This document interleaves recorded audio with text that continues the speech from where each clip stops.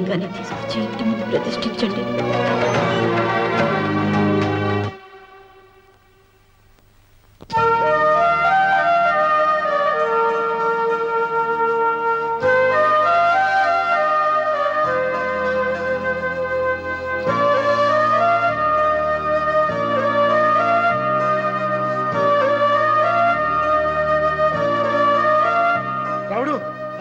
నీకు శుభవార్త, నీకు మనవడు పుట్టాడరా.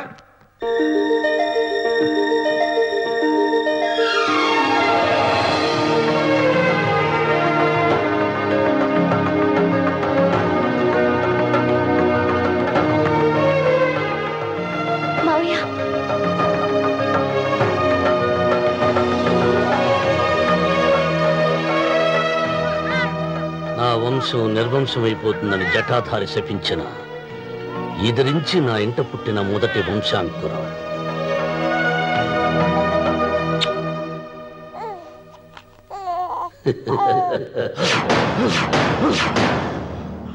నవ్వుతున్నాడు. ఆ రమణ నవ్వుతున్నాడు.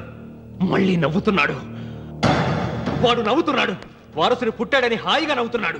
వాడి ముఖంలో ఆనందం కనిపిస్తే నీ జీవితంలో నిప్పులు పోసుకున్నట్టే. తెలుసా? నా అనుమానం మూడో వాట కింద తను ఉంచుకున్న ఆస్తి, అంతస్తు, నగలు అన్ని అన్ని అన్ని ఆ బిడ్డకి రాసిస్తాడు. తెలుసా? మొన్న డాక్టర్ పరీక్షించి ఏం చెప్పింది నీకు? పిల్లలు పుట్టే అవకాశం చాలా తక్కువగా ఉంది అని చెప్పలేదు? చెప్పు.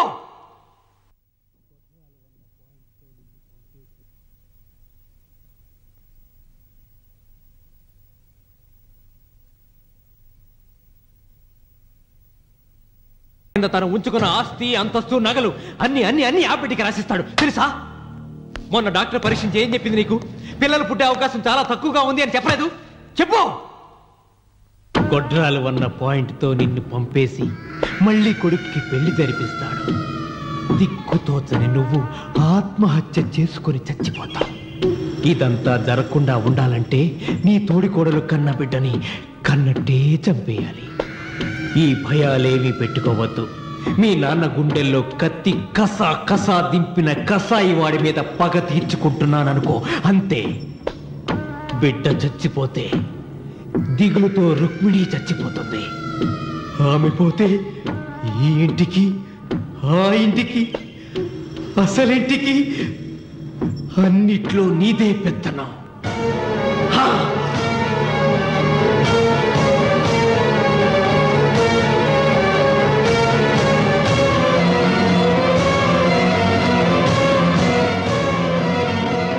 నాకు చిన్న సాయం చేయాలి.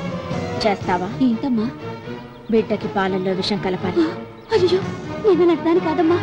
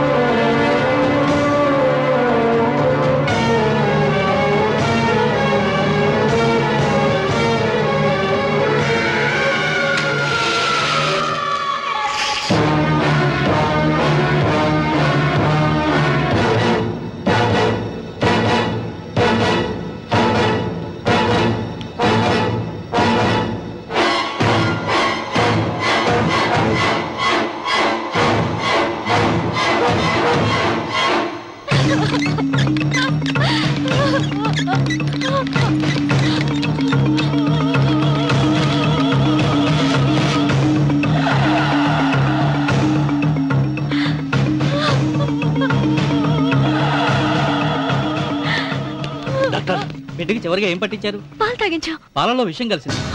Sister, call doctor Reddy. చివరిగా పాలు ఎవరు పట్టించారు?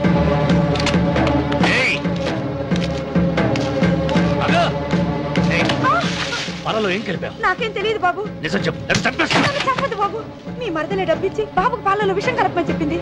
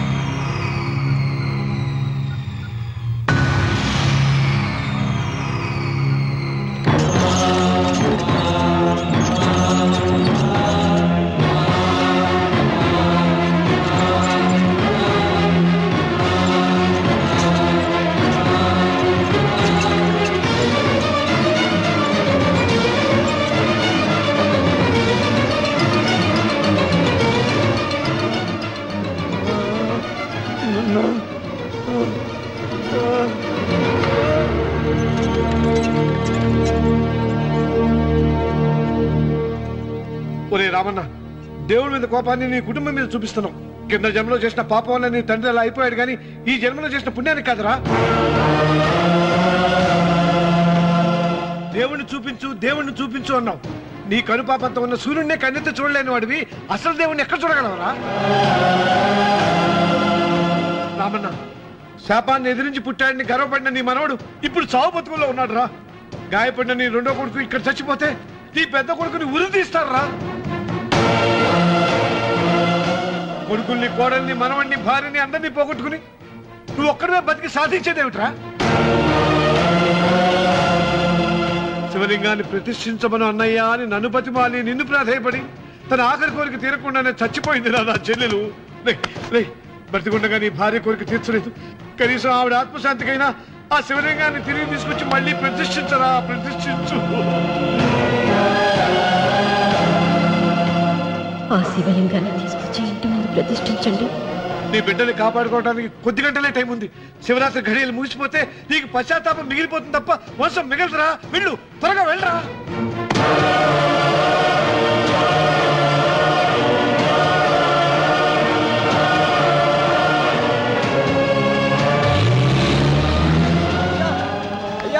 అయ్యా గారు,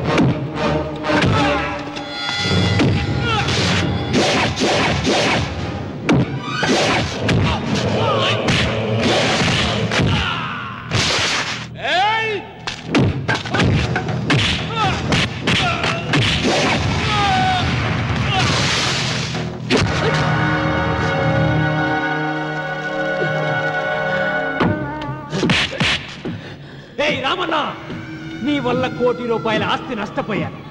నేను ఇష్టపడిన సీతను నాదానిగా చేసుకోలేకపోయాను. నిన్ను నీ వల్ల 14 ఏళ్ళు శిక్ష అనుభవించాను రా.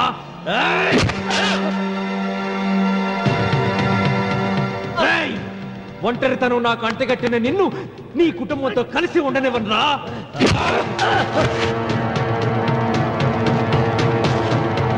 నిన్ను చంపి నా పగ తీర్చుకుంటాను రా.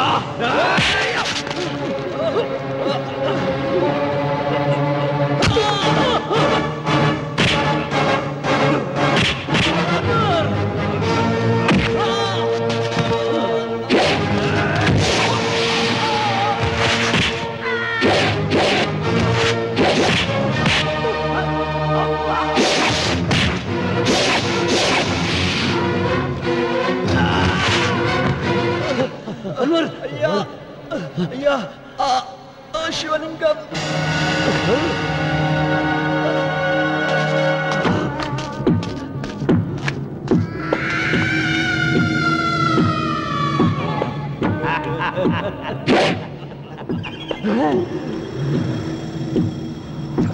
ఏయ్, రాయలసీమ రామన్న చౌదరి, ఇప్పుడు చూస్తా నిన్ను ఏ దేవుడు కాపాడతాడో.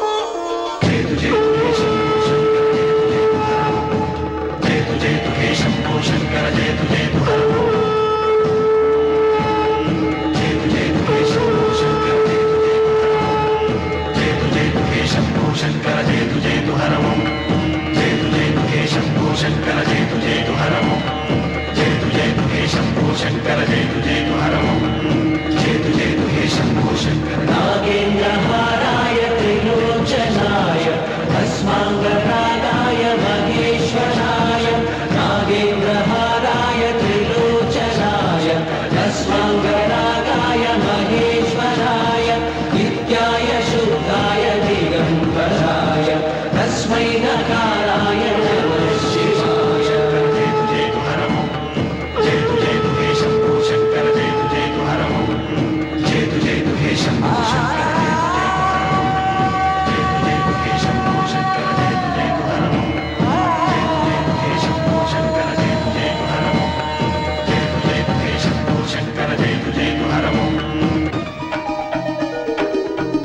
రామన్న చూసావరా భగవంతుడు లీలా నీ కొడుకు కోడలు మనవడు అందరూ గండ నుంచి బయటపడ్డారు ఇక మురళికి శిక్ష పడదు నీ కుటుంబం అంతా చల్లగా ఉంటుంది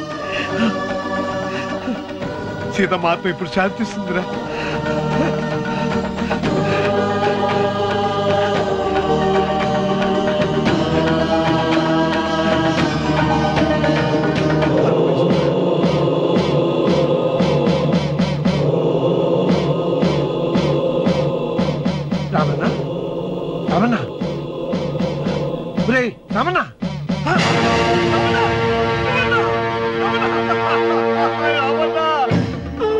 గాలి భూమి నీరు తల్లిదండ్రులు స్నేహితులు మాత్రమే దేవుళ్ళని ఇన్నాళ్ళు అపార్థం చేసుకున్న రామన్న చౌదరి వీటన్నిటినీ సృష్టించిన పరమేశ్వరుడే అసలైన దేవుడని అర్థం చేసుకుని శివ సాన్నిధ్యంలో ఉన్న తన భార్యను కలుసుకోవడానికి కైలాసానికి వెళ్ళిపోయాడు.